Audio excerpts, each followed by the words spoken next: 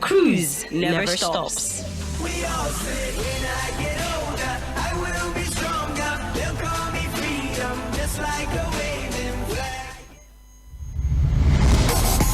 Hello, my name is Godwin Enoch and I'm a broadcast journalist. Yes, my friend will tell me that I am a sport administrator by accident. Listen every day of the weekday to Sports Cruise on Mainland FM. God bless you.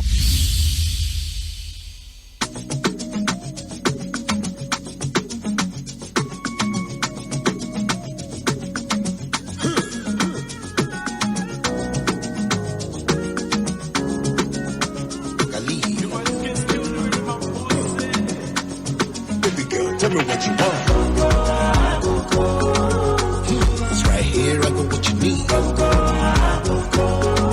Deal mama, kilo de suma bakami. Say what?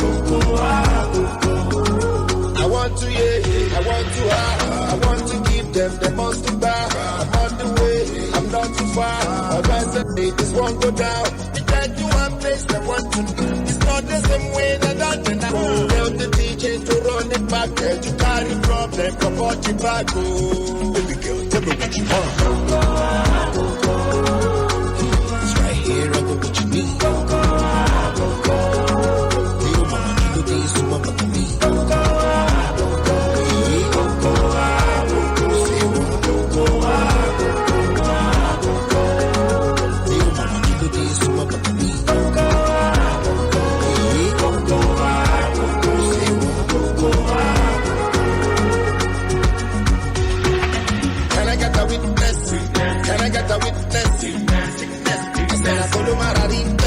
I'm the man of interest. You love it. You get to one place that want to know. It's not the same way that I did. Tell the DJ to run it back. There to carry problem. Come on, you back. Baby girl, tell me what you want. Coco. Baby girl, tell me what you got. Coco. If I enter studio, even with auto tune, I no go make am for music collect.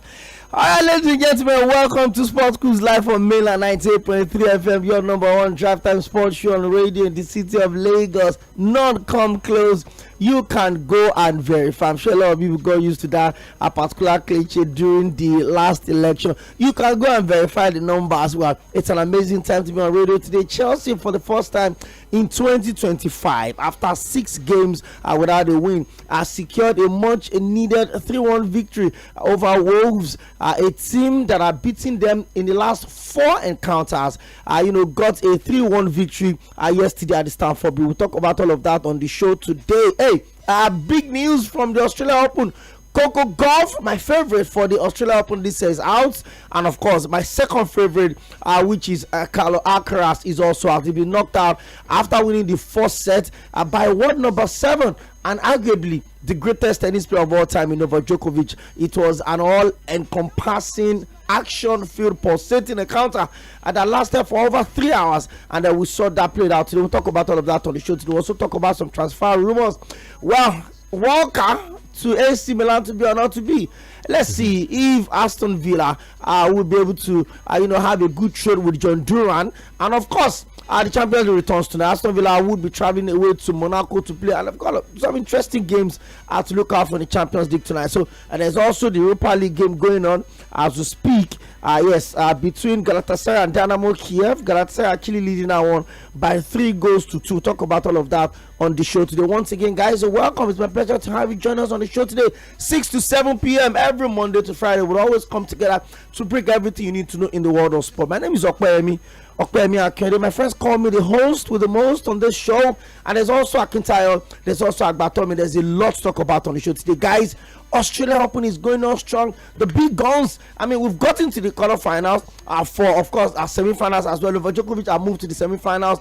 For Paula Barbosa, she's also moved to the semi-final after defeating my own favorite girl, Coco Gauff, in that particular one. She said she's disappointed, but she's not crushed. Hey, guys, how did you see that game between Novak Djokovic and Carlos Alcaraz? Maybe before we talk about it, let me just quickly take you, our listeners through everything that went down earlier today in Melbourne, Australia. Well, The reaction of Novak Djokovic after that win shows that he's a roaring lion. At that age, it doesn't look like he's stopping anytime soon. Novak Djokovic has gone into his 50th singles semi-final Grand Slams. The Serb is the first male in the Open era to achieve this feat, and second male behind only Chris Evert, who went 52 in that particular one. Well, reaction, it was a phenomenal performance according to what a lot of people are saying in respect to that particular one. Let's quickly run you through some of the results that we have already.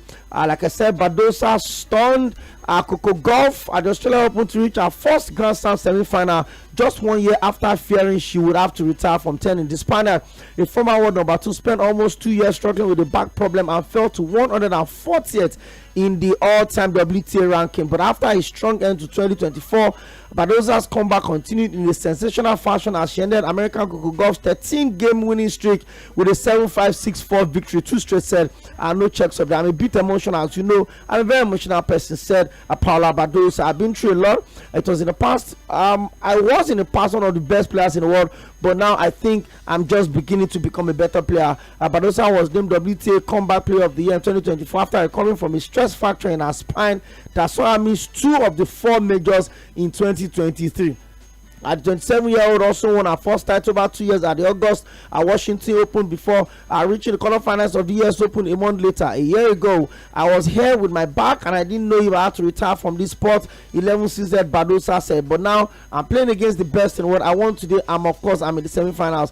I would never think that after a year I will still be here. This indeed is a dream come true. She will face either 2-time defending champions and close friend Aryna Sabalenka or Russian 27th seed Anastasia Polishevskova next in the semi-final for Coco Gauff. Third-seeded Coco Gauff arrived in Melbourne as the most informed player on tour, and having won the last year's WTA finals and all 5 of her singles matches at the season-ending United Cup, including a victory over world number 2 Iga Swiatek. Before her last 16 win against Belinda Bencic, the 20-year-old had not dropped a single set in 8 matches all season, but it was Badosa who struck first on the Rod Laver Arena, breaking for a 6-5 lead before holding curve to clinch the opening set. The pair traded breaks in the second set, but Coco Gauff broke down with the 20-year-old committing 25 unforced errors and 6 double faults. Badosa ultimately served out the match at the second time of asking, sinking to her knees in celebration before sharing it all with Coco Gauff at the net.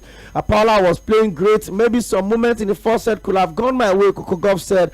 The 2023 US Open champion. I'm obviously disappointed, but I'm not completely crushed. Even though I lost today, I think and I feel like I'm in my upward trajectory in my tennis. We take a quick break. When I would come back, I would analyze the Novak Djokovic and the Carlos Alcaraz game. Wow. I couldn't see the game at the start because we were in a meeting, but I really had to jump up on it immediately, and I saw some scintillating level of tennis in that one. Yeah, first set victory 6-4 for Alcaraz, but of course the mastery, the craziness in Novak Djokovic wanting to become more. The man, they call him the cat with 7 lives. He's probably one of the least liked athletes on the court in terms of they call him the bad boy. He's always asking questions. In fact, he said at some point that some tennis players should go and form another professional body that protects the interest of the tennis. He didn't take the COVID jab. He was suspended from the Australia Open. Come to the Australia Open for he didn't mind. He didn't care, and eventually he's coming back to him for the crown. So I mean, it's just crazy. We'll talk about all of that, but we're due for break. Let's quickly put up some beats. When we come back, we'll analyze all of that. Talk about the game decided yesterday. Chelsea returned to winning ways for the first time in 2025 after 6 times of asking. No. They defeated Morecambe. No, we're talking of the Premier League.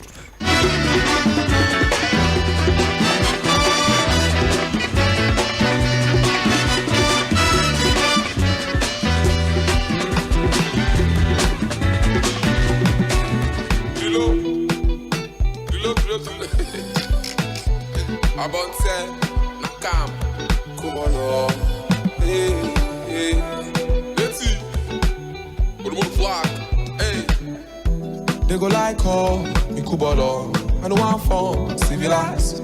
Charlie Tonto, San Matador, with the hand, I go light. They go like Mikubolo, and the one from civilized. Charlie Tonto, San Matador, with the hand, I go light. Because I did falling with the shackle. Big man thing like you Tupac, I go shackle. You think I'm a body cause I'm handsome. Ask her girl, she did for my back. She know, say, anything on my way.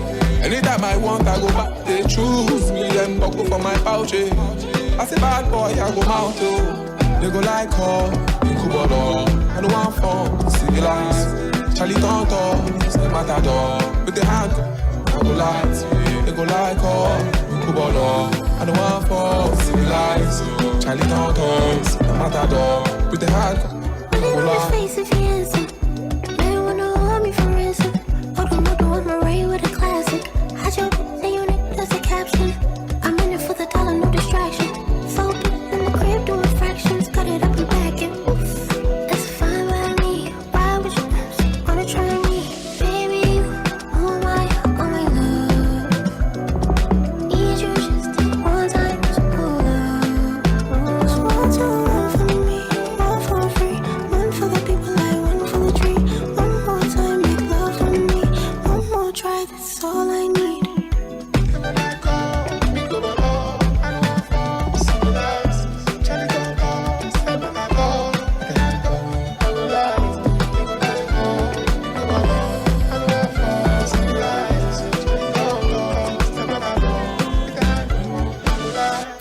Mainland 98.3 FM, your number one radio.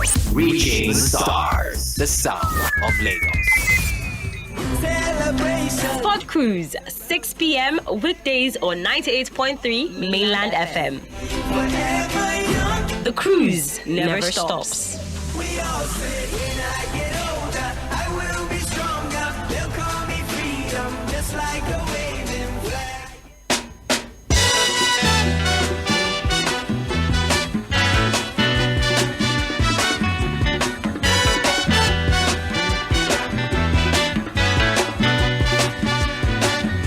Hush not, child, and don't cry. Your folks might understand you by and by.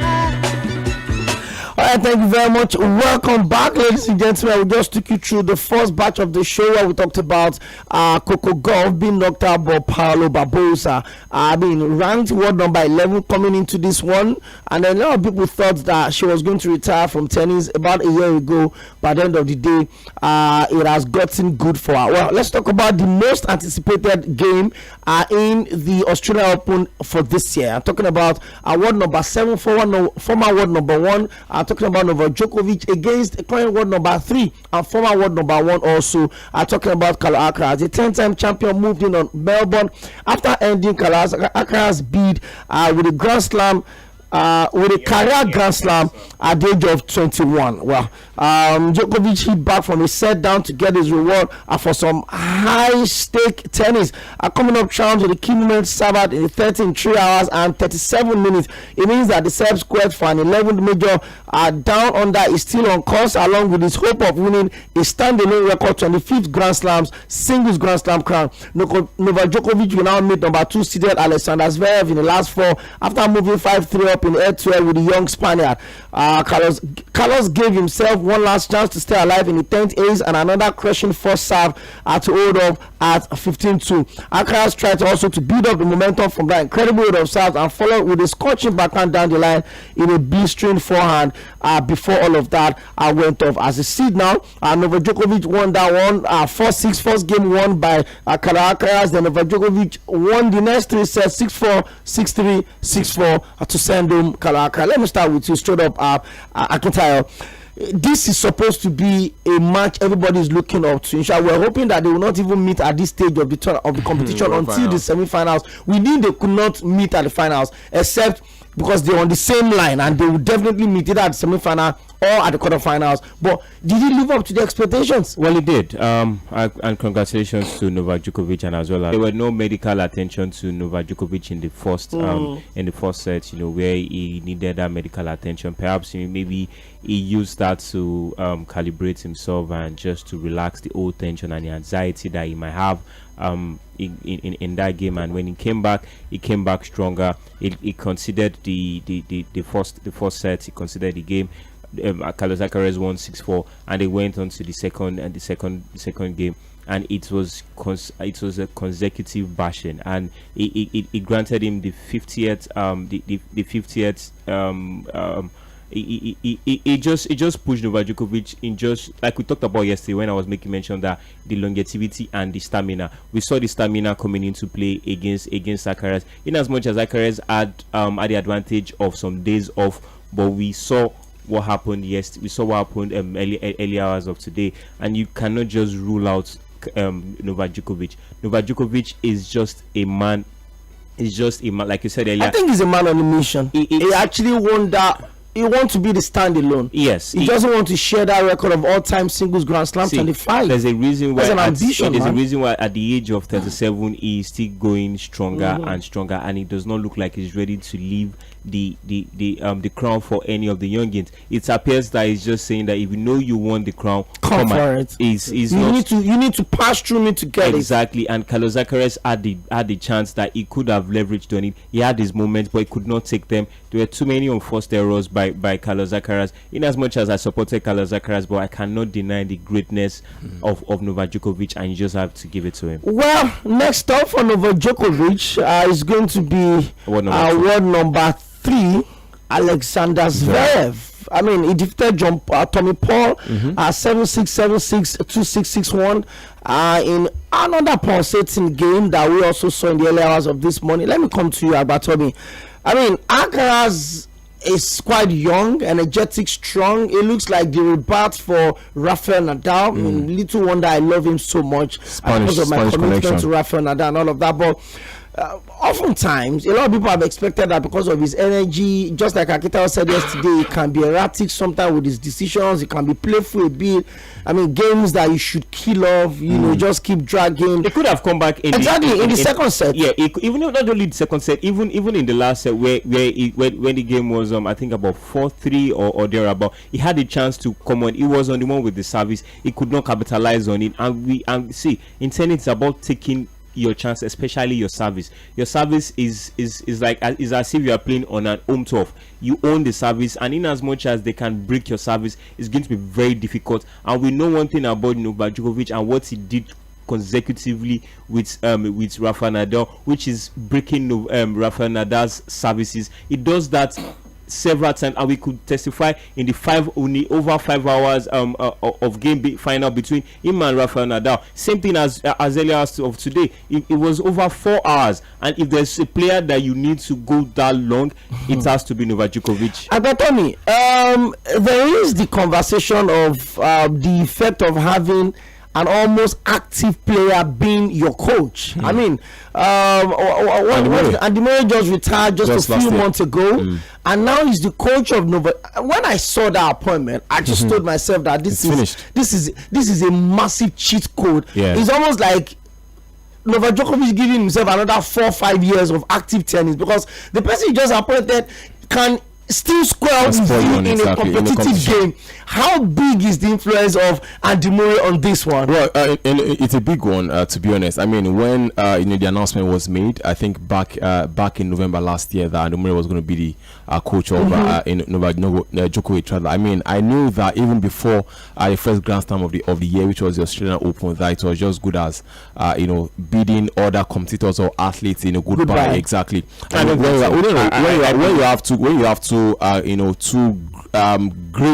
have two tennis greats, rather, two out of the top four, exactly, coming together to form a coalition. I mean, it takes some stopping to stop them. But apart from that as well, for Carlos Alcaraz, I think it's only going to be ruin his missed chances to win that game. I mean, if he had gone to the semi-finals and also progressed to the finals and then won at the Australian Open, he could have been the youngest tennis player to complete Grand Slam at the age of 21. So unfortunately, that has not happened.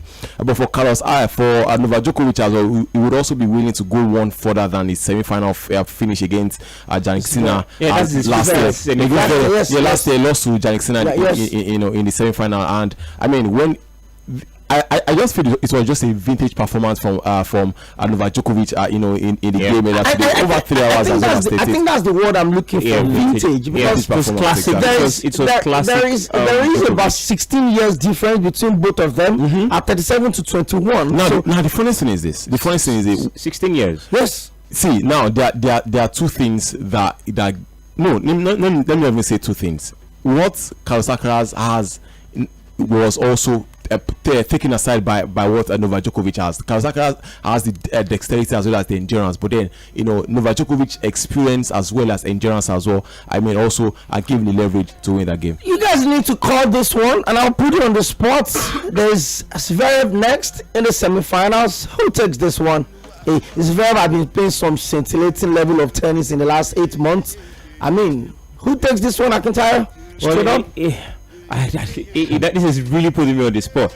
I just have my bias against Djokovic, but when we are talking about when we're being factual, you have to look away from the bias. Yes, just look away. But when you look at Zverev in the past few games, he has been actually top notch. He has been trying to maintain. He dropped only one set. Yes, we have seen him gone 4 hours, 3 hours in this same Australia Open. So it shows that he has already been building up the elastic stamina that will give him that endurance against the Djokovic that might actually take it up to the 5th set.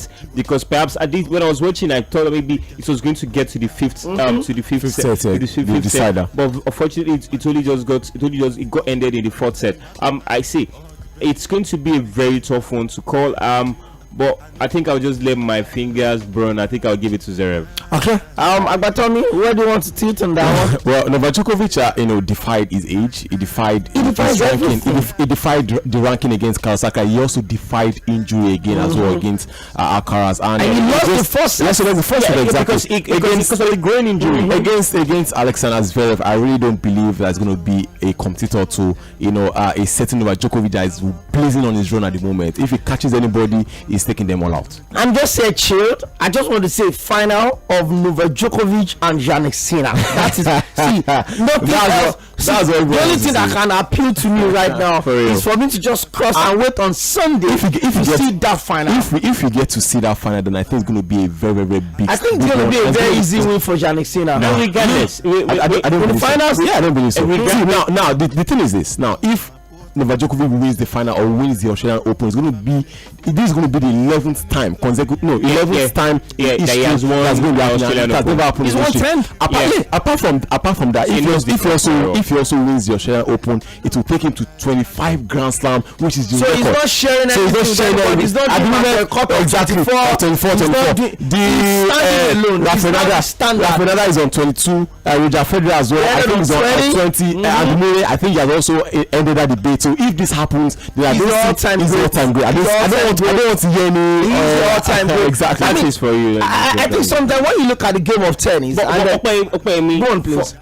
Funnily enough, if we get to have a Zverev Sinner final, it's going to be. I love both of these guys. I love Jannik Sinner. It's going to be a shift. Maybe perhaps now we are going to now look at the future, because now it's about the young ones. It is now their era. Perhaps maybe that would actually signal something to Djokovic and be like, you know what, it's time to say goodbye. Just like what Magic Johnson often talk about Michael Jordan. He talked about that when him, Larry Bird were all in the dressing room and they were all with it, and when they saw him play and he came in, it was time for them to leave. He said Jordan just told them that, guys, you guys just pack your things. In as much as you need to leave when the ovation is at the loudest. I think just like what you see every time. No, of course, they have 3 more Grand Slam. They choose to leave when they want. And if he wins against Jannik Sinner, if they eventually progress to the final on Sunday, that means it's going to be an upturn in form for the ranking. True. Because at the moment he's 7th, and if he wins just an Open, he's going to take him maybe to 5th or 4th. If he wins, yes, and Jannik Sinner does not get to the final, exactly. Novak Djokovic is going to be world number 3 by February. Exactly, and the WTA ranking is just how many weeks away from now? I don't think. I personally do not believe that he should leave at the moment. I just feel that personally, I feel he still has 2 or 3 more Grand Slam in him. Perhaps maybe 1 more Wimbledon. Perhaps maybe 1 more US Open. He has proved what he is capable of at the Australian Open. True. He has won 10 times. He has won 10. Wow. And that's his record. So that tells you that he knows the game against Jannik Sinner prior to the game against Jannik Sinner at the semi-final of the Australian Open. He was on an unbeaten streak of 36 games. Stretch. Nobody comes in the Australian Open. Yeah. Let's quickly talk to Umi before we go into football. Hello, Umi. Good evening. Good evening, gentlemen in the studio. You're welcome. Yeah, you guys are doing very well. Thank you. You are the best in the land. Thank you. Yeah. You know what I'm afraid of concerning sinners? There's only one Australian guy left there. And he said he's going to give his shot. I think he's the one is meeting next. The only one Australian guy that is left. I've forgotten his name. He said he's going to give it his all to make sure he get to the final. No, but everybody gives it their all now. You know, the last game. Now them beat. You understand? The last game, just as you are saying, we all expect the two guys to meet in the final. Because I know very well that Jᴏɪᴜ is going to overcome that Russian guy. There's no way going to stop him. That number 3, the one number 3. Yes, there's no way going to stop him. He's seeing the final. He's looking at the final. Alex, and he's going to skate through. But what I'm afraid of is sinners. The last game he played, he won through the screen of his feet. And that Australian guy, no even what. In fact, it's about the only Australian left, even among the women. Thank you very much. I was. The day I started the English Premier League yesterday.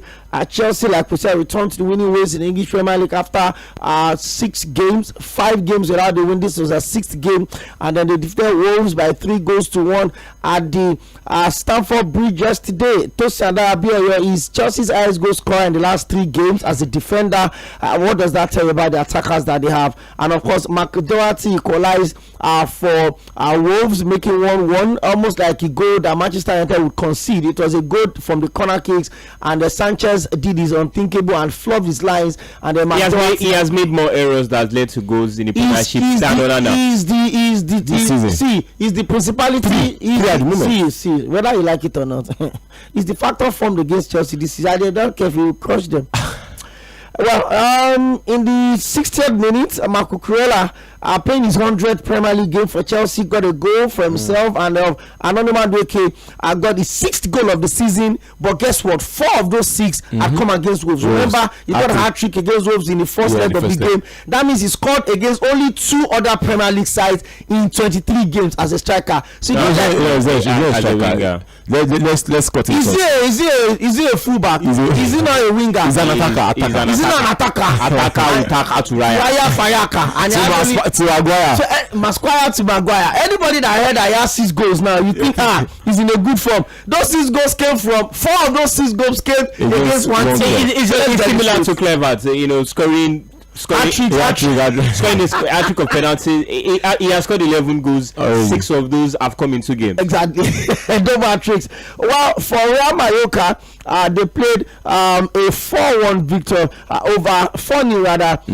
Villarreal defeated Mallorca 4-0. For Como, they compounded Udinese's Wolves by 4-1. Both teams finishing the game with a man down each. But of course, Como got the job done by 4-1 against Udinese. Well, games in the Champions League today, AS Monaco will be playing against Aston Villa. I'm only looking forward to this one actually, and I'm really excited for this one. Let's see how it goes for this one.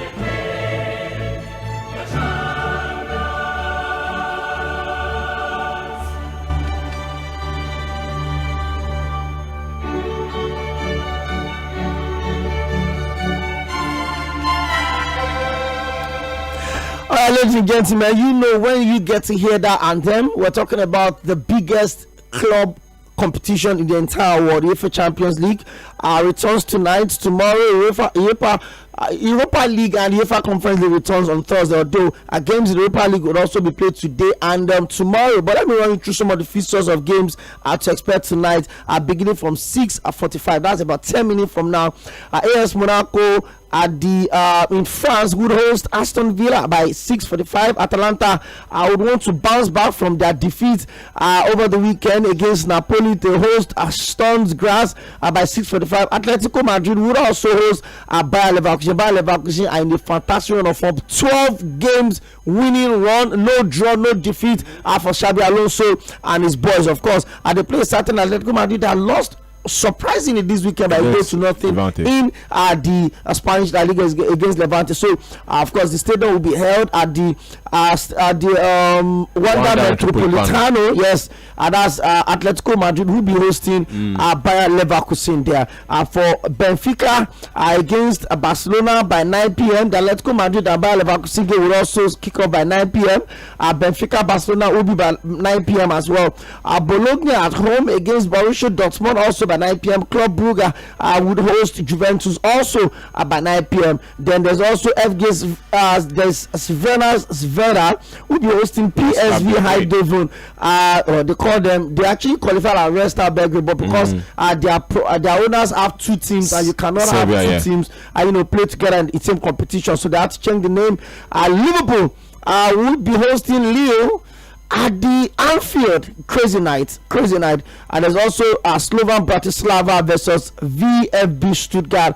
All of those games except AS Monaco, Aston Villa, Atlanta, Stone Guards will be by 6:45, and every other game will be by 9 p.m. Well, the game just concluded right now in the Europa League. Galatasaray actually failed to win a game. They were leading by 2-0 as they drew Dynamo Kiev by 3-3. Late equalizer there for Dynamo Kiev. Yes, the goal came. Okay, Victor Osimhen got a yellow card. Andrei Yarmolenko equalized for Dynamo Kiev at the 82nd minute. Victor Osimhen got a penalty for Galatasaray in the 53rd minute to give them a 3-1 lead before Andrei Yarmolenko made it 3-2, and the same player closed it up to make it 3-3. Well, Sanchez scored the first goal for Galatasaray in the 6th minute before Brocadi made it in the 22nd minute, and of course Victor Osimhen made it 3-1 in the 53rd minute. Unfortunately for Galatasaray, they couldn't grant a result there. They were 1, 2, 3, 4, 5, 6, 7. There were 10 yellow cards in that game. I wonder why and how there was no red card. But 3-3 end, it ended right there against Dynamo Kiev for Victor Osimhen's Galatasaray. Games in the championship tonight: Blackburn Rovers will be hosting Coventry City by 8:45. There's Derby County versus Sunderland also by 8:45. There's All City versus that's Queen Park Rangers also by 8:45. There's Middlesbrough versus West Bromwich Albion by 8:45. There's Oxford United versus Luton Town also by 8:45. There's Swansea City versus Sheffield United by 8:45. There's Watford versus Preston North End also by 8:45. And there's the last game for tonight by 9 p.m. is going to be Millwall versus Cardiff City. Those are the games that we have in the championship tonight. But guys, let's start from the Atletico Madrid versus Bayer Leverkusen game. Well, Xabi Alonso had a fantastic run last season, although they failed to win the Europa League, but they won the treble. They won the German Bundesliga for the first time in how many years of their history? In their history, over 100 years of their existence. They've never won it before. Bala couldn't do it. Kayavas couldn't do it. Exactly. Who else the game played in that team that couldn't do it as well? I think Ozil. No. He played for Werder Bremen, of course. I mean, a lot of guys played through, but they couldn't. But this time around, they picked up their form. Down 12 games unbeaten run without a draw. 12 winning stretch. That means they picked up 36 out of available 36 points. They play against Atletico Madrid tonight. Diego Simeone wanting to make sure that they cement their place at the top end, hoping they can make it top 16. That will get through. How big is this game tonight, Abaton? Yeah, it's going to be a very big one for both sides. If you take a look at the standings, you see that a lot is at stake tonight. I mean, when I saw the table tonight, I think from 9th down to 19th, they are only there's 1 point. There's 1 point. There's 1 point between fourth place Bayer Leverkusen on 13 points. In fact, there's only 1 point between third place Arsenal and ninth place Lyon. Yeah, exactly. And now that's what I'm saying. And now, apart from that, there's also 2 points, between the ninth place as well as the 19th place. So that means a lot is at stake. And just 4 points between the third place Arsenal and the 20th place Real Madrid. So I mean, it shows that a lot is at stake tonight. For Bayer Leverkusen up against Atletico Madrid, it's a very, very big game. Bayer Leverkusen rather have won their last 3 games on the bounce in the Bundesliga. They are also 4 points as well behind Barcelona. For Atletico Madrid as well, their own form is quite not so encouraging at the moment. They lost over the weekend to Levante. The game that's before, their first loss in how many matches? You cannot say that's just a I'm talking about their form. I'm talking about their form. I'm not talking about their whole performance. But apart from that, the game as well is going to be played at the Bay Arena, and so that means that Bayer Leverkusen have the support of their fans. Exactly. And I mean, when you go to the Bay Arena, their fans are records. Exactly, it counts for something. They've also played against big clubs in the UEFA Champions. Talking about Bayer Leverkusen now, they've played against I think they've played against Girona. I think they've only lost just one game. They lost against Liverpool, exactly. Liverpool. And they've lost one game. Atletico have lost 2 games. And you can as well just tell that this is going to be an evenly poised game. Maybe Atletico had this game in mind over the weekend, was why they had to maybe they had to reserve some of their energy. But you could tell that they need to get this win over the line to secure automatic qualification, because trust me, you never can tell who you are going to face if it gets to the playoff. And at the moment, the next round returns the status quo. It becomes a knockout. So because if, for example, if you think maybe if you do not get the qualification for automatic qualification for the next round, if it were to be playoff, you could get to the playoff to just be Manchester City or Real Madrid. And when Real Madrid hears because there's PSG, Man City, both of them are playing each other, and either of them would have to lose and go out and win and scale through. Exactly. So you could tell that there's many at stake, and the league table is still going to change several times. And I believe that there's one game people are not critically looking at, in as much as Liverpool, in as much as let me hold your thoughts. Let me talk to this caller. Hello, good evening, welcome to the show. Good evening, everybody calm down. Yeah, we are calm. You're welcome. That Champions League table, it be like calculus. This one, real calculus. Atletico Madrid is playing at home. I don't know if maybe my life score issue. I think they're playing at the Wanda Metropolitan. Yes, that's what we said. They're playing at home. It is Atletico Madrid versus Bayer Leverkusen. Yes. So there's a lot at stake. And I don't know what's in the worry. The side of late, it seems they have issues with their defense. How can you give up a 2-goal lead? I think they were ahead with 2 goals. And they were leading 3-1. So I just don't know. So, but the goat, my own goat, Cristiano, has scored 100 goals in 93 matches. That is massive. That's massive, baby. Very massive, like Chelsea in Conference League. Very massive. I can tell you. Please hold your peace. I'm just saying, it's a massive stuff. Hold your peace. It's a massive stuff. So, before we look at the other games for tonight, let me just run you through the table of the Champions League this season. Just to comment, Ademola Lookman will not be starting this game. They are playing in the next 5 minutes. It won't be starting. Perhaps maybe the manager is having his eyes set on the league. And again, next week they'll be playing against Barcelona. So that tells you that he's trying to manage minutes of Ademola Lookman. Okay. After 6 games for everybody, there's no outstanding one in the Champions League. You cannot escape. You will play. Even if everyone is falling, you must play. While Liverpool, 6 games, no loss, no draw, 13 goals for only 1 goal against. They sit comfortably at the top with 18 points, closely followed by Barcelona. And by the way, Barcelona lost their first game in the Champions League season against Monaco, and since then they've won the next 5, are sitting with 15 points, 21 goals scored, 7 goals considered. They have a plus 14 goals difference, hopefully. For Arsenal, they've drawn 1, they've lost 1, they've won 4. They are third on the table with 13 points. They are going to play Dynamo Zagreb tomorrow at the Emirates Stadium. You probably expect them to win that particular one right there. Bayer Leverkusen are 13 position, they are 13 points as well. In 4th position, the same numbers with Arsenal, 4 wins, 1 draw, 1 loss. Aston Villa 4 wins, 1 draw, 1 loss, also with 13 points. Inter Milan with 4 wins, 1 draw, 1 loss. Remember, one of Inter Milan's win and one of Arsenal's loss is against each other. Inter Milan winning that game by a goal to nothing. That towards them, Giuseppe Meazza 1-0 that penalty in that particular one.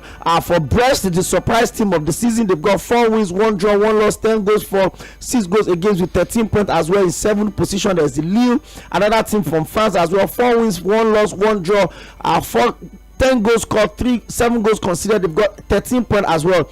That means the team from 3rd position to 8th position are on the same 13 points. They've won the same number of games. They've drawn the same number of games. They've lost the same number of games. You could go from 3rd to 8th immediately if you draw the point. It's just like the Bisheju. People that know it at home, they know what I'm talking about. It's gone. Virtual.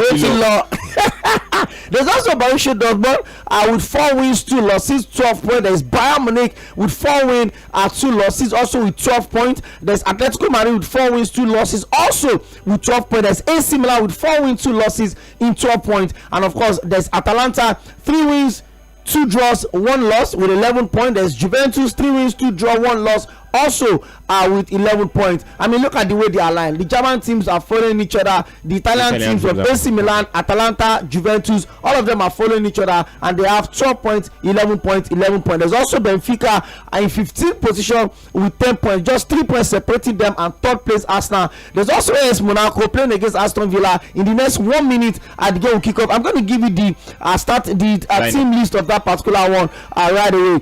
10 points for AS Monaco. Sporting is also on 10 points. Feyenoord on 18th position with 10 points. There's also Club Brugge with 10 points. There's Real Madrid in 20th position, and they've got only 9 points with a +1 goal advantage. They've scored 12 and they've conceded 11.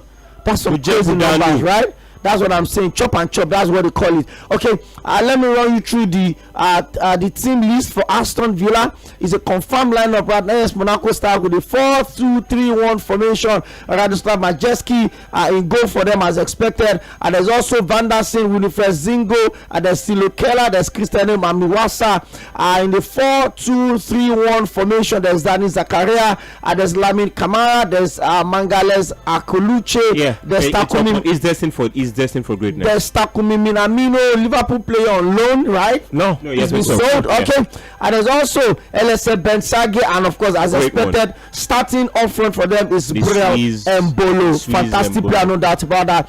For Aston Villa away from home, they will be playing in a 4-2-3-1 formation as expected. They had a good result this weekend, coming from 2 goals down at the Emirates Stadium to play a 2-2 draw. Somebody made a joke. Somebody said, Unai Emery win the league with Arsenal? No. Prevent Arsenal from winning the league? Yes. That's my title. Confirm. Well, our current world number 1 goalkeeper Emiliano Martinez starting goal for Aston Villa. How does that even feel? The fact that the best goalkeeper in the world, FIFA World Cup back-to-back Copa America, is the goalkeeper of Aston Villa. It's not Madrid, it's not Bayern. I believe that book should be written about him in the future, because this is a man that he sets his 12 years at Arsenal. This is about 12 years. He had the opportunity when Mopé injured Leno. He came in and he won them the FA Cup. Remember, he made brilliant saves and made some penalty saves, even against Manchester City, to get Arsenal to the finals and win them the FA Cup. Fast forward, that summer they went into the Copa America. He won the Copa America, won the World Cup, won the Copa America again. And he told his team, and he told us Aston Villa that he wants to leave and go to a team that will compete. And they said, no, he said he wants a team that will compete at the Champions League. And Aston Villa Champions League. And they told him that let's hold up for this season. And that season they qualified for the Champions League, and he has been the man of the match. We saw him the man of the match performances against Bayern Munich in the Champions League. We saw him again over the weekend. He kept Arsenal in the game against Arsenal. There's a reason why he is the world number 1. And if we're talking about competition, this is the competition where you get to see the best of the best. Exactly. Emiliano Martinez starting in goal for Aston Villa. Unai Emery is the coach. We know Matikach. Okay, there's Lucas Digne, there's Tyrone Mings, there's Ezri Konsa, there's Matty Cash, there's Jᴏɪᴜ Oᴘᴇɪ, there's Boubacar Kamara, there's Leon Bailey. He didn't start against Arsenal, but he's starting tonight. There's Emiliano Buendia, he didn't start against Arsenal, he's starting tonight as well. There's Morgan Rogers, started off against Arsenal, and of course, there's Oli Watkins at the conqueror of Arsenal. He's almost taking the place of Harry Kane right now when it comes to those teams with consistent scoring against Arsenal. Let's talk to Yinka Owaloye. Hello, good evening, Yinka. Good evening, my bro. See the energy I gave you. See the one you're giving me back. My brother, good evening. Okay, let me greet you again. Good evening, Yinka. Good evening, my brother. How are you doing? I'm good. No, I'm not actually happy because he said Emiliano Martinez was spectacular against Arsenal. What special saves did he Oh, yeah, sorry, Isha did not beat them. I'm sorry. He made touchline saves. He made saves. He knows what he's saying. He can't knows what he's saying. Wait. What happened to the third goal scored by Arsenal? It was a foul. But what we thought, I don't know anything. It was even a deflection. It was a deflection. It was a foul. It was a foul. There was one third goal in that game. Was his hand in a natural position or not? Natural or no natural? You guys, let's talk about today's game. What happened? Mr. Iwaloye, let's talk about today's game. I think he has some form of vendetta. He has some form of vendetta against in as much as your hand has contributed to it, whether intentional or not intentional, it's going to be scrapped off. Hello, good evening. Uncle, good evening. Honorable, is that you? Yeah, that's me. You're welcome. Good evening. Good evening, Baba. You're welcome. I couldn't call yesterday, so I was just preoccupied. I just had to say from Fabrizio Romano that our coach, Mr. Riz, used his dream to block Steve in the dressing room. See, Papa, I want to ask you a question quickly. Is the players 100% faulty in not getting results? Is it 100% players' fault? No, I would like to know that, number one. No. What? Very good. See, Baba, why we cherish club, we sing their praises and Guardiola in high esteem, is that they have a way of getting their teams to play and get results. Okay, you want to tell me you just mentioned big name now. Wale, when you saw this, I'm mentioning Wale.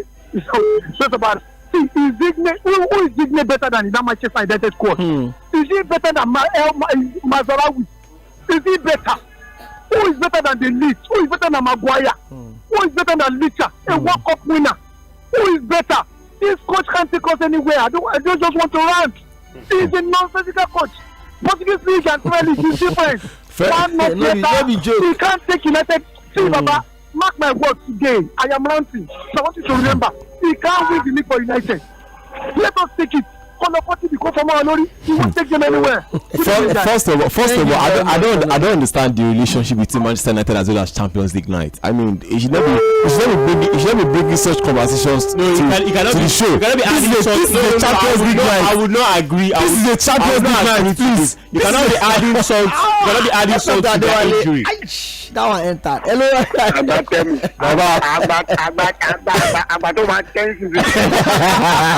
We are talking to the Manchester United.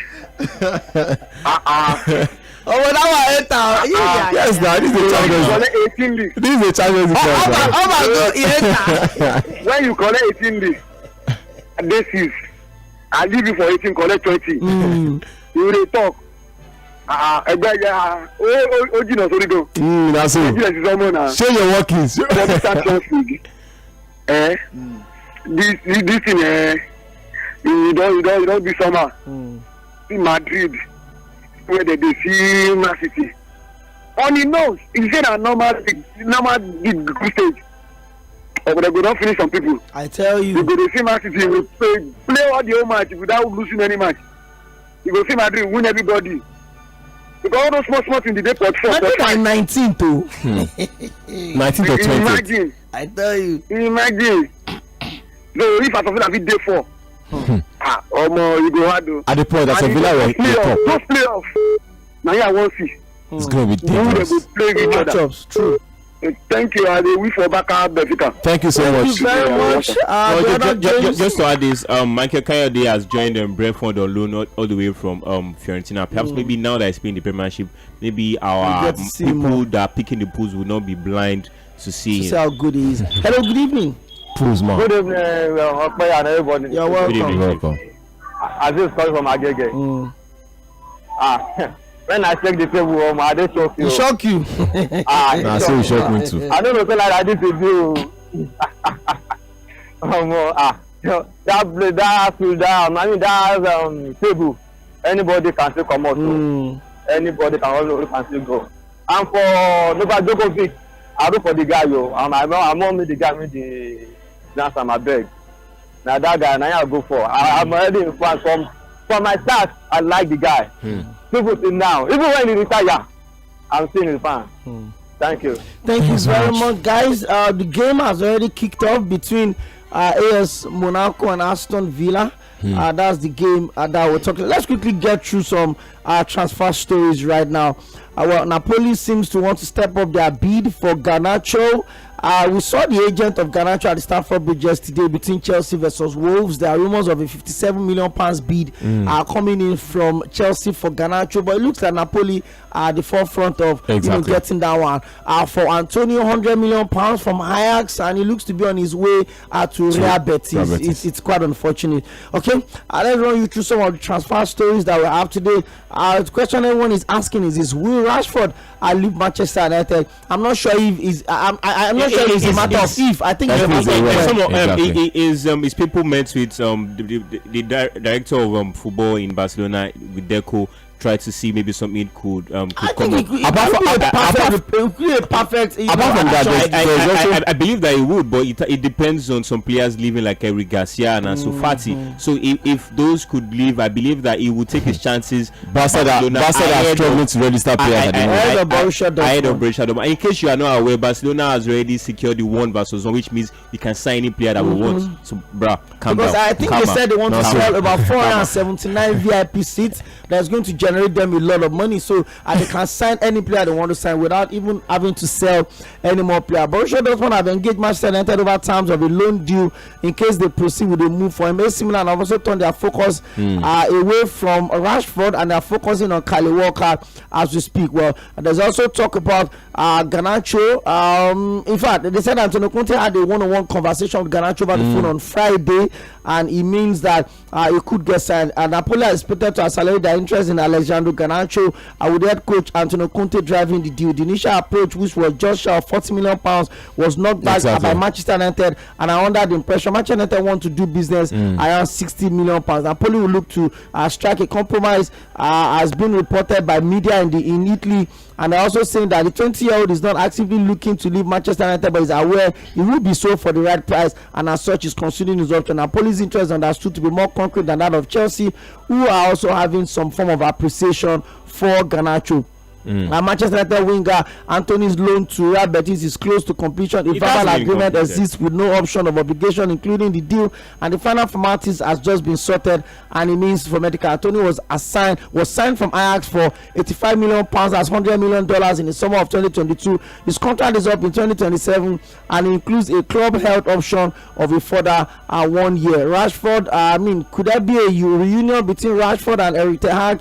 It looks like if Borussia Dortmund choose to used to sack Nuri Sahin and bring in Erik ten Hag, there could be a reunion. Well, reports in Italy are coming out and say that the discussion between the scenario of Marcus Rashford and Erik ten Hag reuniting following the report that the former Manchester United boss could be on his way to becoming the manager of Borussia Dortmund after watching the last 4 games of Borussia Dortmund at the Signal Iduna.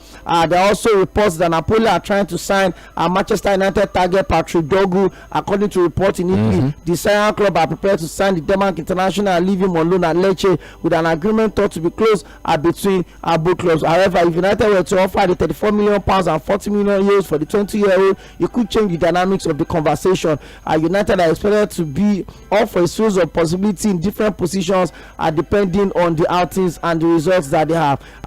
Reports are coming up says that Monaco has also gotten involved in Marcus Rashford race, that they could want to bring him off to Spain. Monaco are considering a loan move for Marcus Rashford, with the rich League One clubs are willing to pay most, if not all, of his massive weekly wage. Napoli and Chelsea are expected to make a renewed appeal for Manchester United winger Alexandre Garnacho, and also Manchester United are having a talk with Lecce for Patrick Dogu.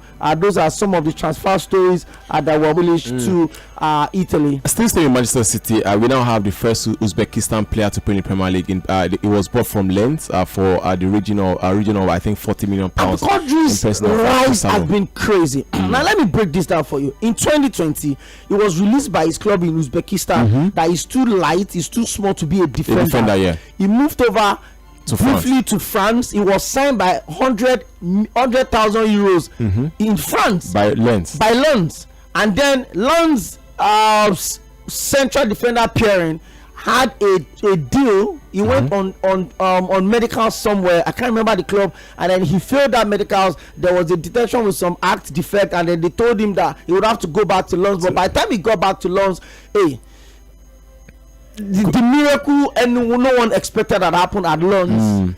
And then there's a certain Uzbekistan, not the tallest, not the most physical, but Abdul Qadir just seemed to change all of it from £100,000 to over £40 million. 35,000 pounds.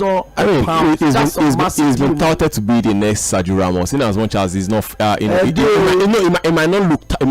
might not be a towering defender, but he's very, very strong in the tackle. He's got pace, very, very strong in the tackle as well. He tried as much as possible to bully his opponent. Maybe you want to say maybe he's quite short for a defender, but I mean we've also seen a lot of short defenders, the likes of what was his name now, Lisandro Martinez, also owning their own in the Premier League. So let's just see how he'll be able to respond to the English Premier League. All right, today's Tuesday. What that means is by 8 p.m. we're gonna have the we didn't talk about the under-19 female cricket winning their first game against New Zealand by 2 runs, and that congratulations to them, and it has been on everyone's lips globally. Congratulations to them. I'm hoping we could have arguably Nigeria's biggest cricket enthusiast join us tomorrow to come talk about it real quickly. Let's see if we're going to be able to work that out. But next up by 8 p.m. is going to be the biggest all ladies sports show on radio. That's going to be Sport Banter. Big shout out to Akintan Agbatomi for coming through as always. Enjoy the rest of your day. We'll take about this program returns tomorrow, same time, same station, and of course there are big games to look out for the Champions League tonight. Enjoy yourself. Tomorrow, so much more to follow. Bye for now. Mainland 98.3 FM, the sound of Lagos.